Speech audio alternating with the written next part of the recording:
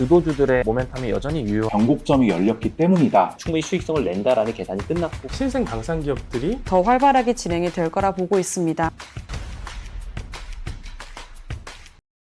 내년 장이 이제 안 좋다라고 한다면 그러면 통신주는 이 방어주로서의 기능을 과거에 여러 차례 사례를 통해서 경험했던 것처럼 이 방어주로서의 기능을 충실히 담당을 할 거다라고 예상을 하는 거고요. 안녕하십니까. 메리츠증권에서 통신, 우주, 미디어 담당하고 있는 정지수 연구원입니다. 오늘은 통신이랑 미디어 쪽 내년도 전망 간단하게 설명드리도록 하겠습니다. 올해 국내 통신업종을 되돌아봤을 때 가장 잘 설명할 수 있는 표현이 다사다난했다라는 표현일 것 같은데요. 1월에는 KT가 22년 만에 SK텔레콤의 시가총액을 역전하면서 이동통신 1위 시가총액 사업자가 됐고요. 4월에는 이제 모두가 아시는 것처럼 SK텔레콤의 유심 해킹 사태가 발생을 했었고, 7월에는 이제 단통법이 10년 만에 이제 폐지되는 굉장히 좀 다양한 일들이 있었습니다. 해킹 관련해서는 SK텔레콤이 이제 4월부터 관련된 내용들이 좀 발표가 됐지만, 나머지 사업자인 KT와 LG유플러스도 이후에 뭐 펨토셀 관련된 개인정보 유출이라든지 자진 신고라든지 이러한 일들이 좀 발생을 하면서 어떻게 보면 이 사이버 침해로 좀 얼룩진 한 해였다라고 봐주시면 되고요. 관련해서 이제 번호이동 시장에도 많은 변화가 있었는데요. 이 사이버 침해 관련된 내용이 있기 전이었던 1월부터 3월까지 SK텔레콤의 번호이동자 수는 한 5만 명 정도 순감에 불과했는데 이후 3개월 동안은 한 63만 건으로 이제 급증을 했었고요.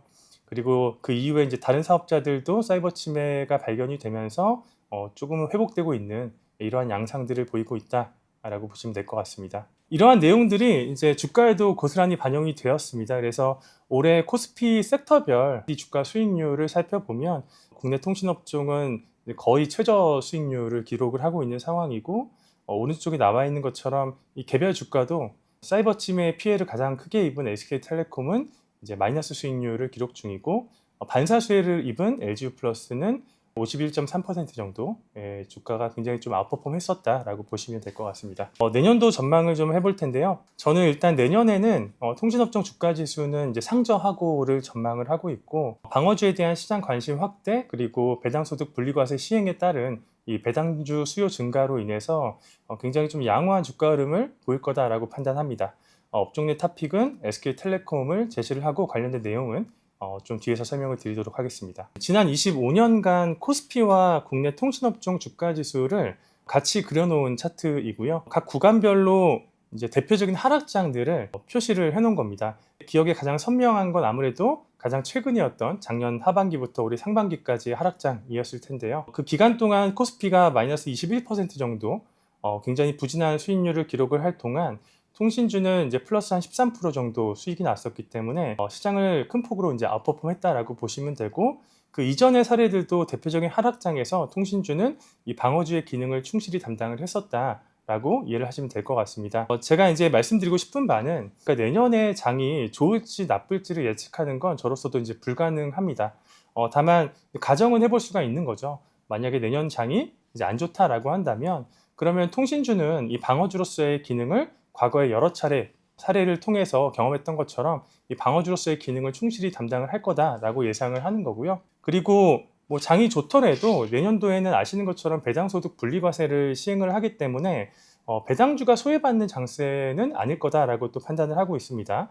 모두가 아시는 것처럼 국내 통신 3사의 배당 성향은 섹터별로 구분을 해봤을 때 가장 높은 편이기 때문에 지금 쟁점이 되고 있는 최고 세율이 어느 구간으로 설정이 되던 간에 이 고배당 기업 기준에 충족을 하면서 내년 배당소득 분리과세 시행에 따른 수혜를 받을 수 있을 거다라고 판단하고 있습니다. 여기까지 따라오셨으면은 어떤 종목을 그러면 언제 사야 되는지에 대한 판단이 남았을 거라고 생각을 하는데요. 저는 이제 이번 자료를 통해서 SK텔레콤을 탑픽으로 이제 올렸고요. 그 큰 이유에 대해서 크게 두 가지 정도만 말씀을 드리겠습니다.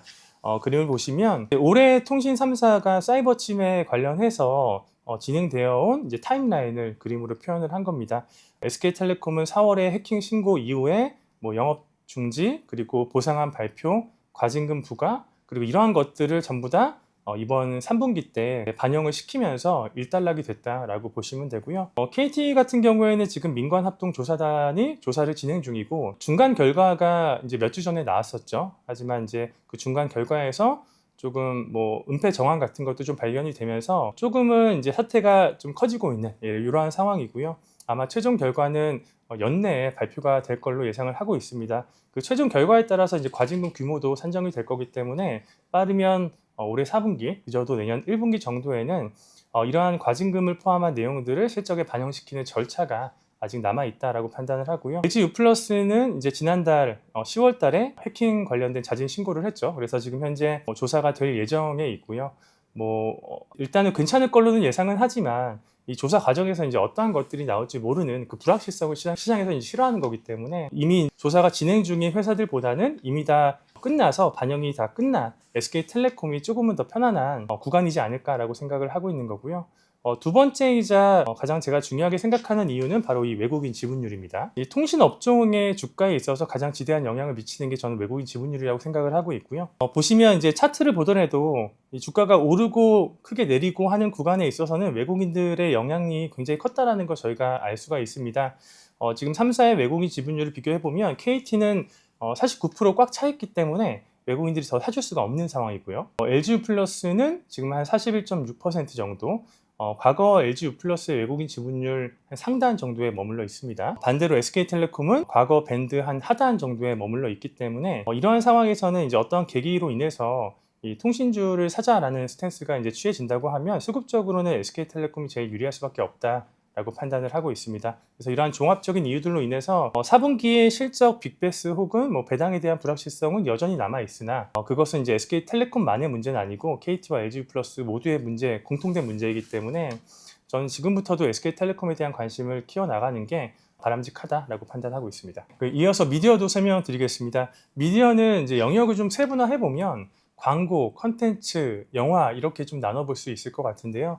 광고나 영화 시장은 내년에도 좀 구조적으로 좀 개선될 만한 큰 모멘텀은 아직은 보이지 않기 때문에 이 컨텐츠 업종 위주로 좀 설명을 드리도록 하겠습니다. 이 컨텐츠 업종 같은 경우에는 올해 6월까지 시장 수익률을 기록을 하다가 좀 주요한 텐트폴들이 흥행에 좀 부진했었고 모멘텀도 부재하면서 지금은 주가가 큰 폭으로 하락을 해서 이 코스닥을 좀 언더퍼폼하고 있는 이러한 상황인데요. 이 와중에도 이 한국 컨텐츠들의 성과는 매우 양호한 편입니다. 이 테이블은 이제 넷플릭스 TV쇼 부문을 제작 국가별로 점유율을 나눠 놓은 차트인데요. 보시면은 이제 오징어 게임 흥행 이후로 한국 컨텐츠는 미국에 이어서 2위 혹은 3위에 안정적으로 이제 안착을 하고 있고요. 점유율도 적게는 한 10%, 많게는 한 20% 가까이 굉장히 높은 점유율을 보이고 있습니다. 넷플릭스가 연간 컨텐츠를 투자하는 금액에서 한국 컨텐츠에 투자하는 비중이 10%가 안 된다라는 점을 감안을 해보면 굉장히 높은 가성비가 매분기 몇 년 동안 이제 이어지고 있다라고 저희가 생각을 해볼 수가 있을 거고요. 그리고 이제 흥미로운 지표 중에 하나는 이번 3분기 기준으로 넷플릭스 상위 100개 작품 중에 한국 컨텐츠 수가 11% 정도였거든요.